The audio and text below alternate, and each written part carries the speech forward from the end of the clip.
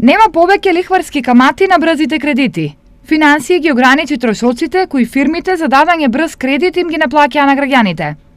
Вкупните годишни трошоци за потрошувачките кредити се ограничуваат на 55% од кредитот, кои досега стигнуваа и до 500% од сумата. Во годишната стапка на вкупните трошоци влегуваат провизиите, надоместоците, даноците и сите други давачки, значи кои си ги манипулативните трошоци кои си ги наплатуваа финансиските друштва.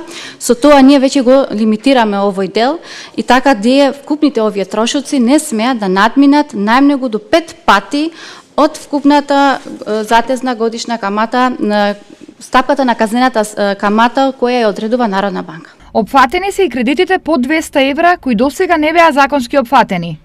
Кредитите се рекламираат како кредити без камата, а всушност пресметаните трошоци представуваат скриена камата. За заем од 12.000 денари на 2 до 3 месеци, граѓаните враќаа и до 36.000 денари.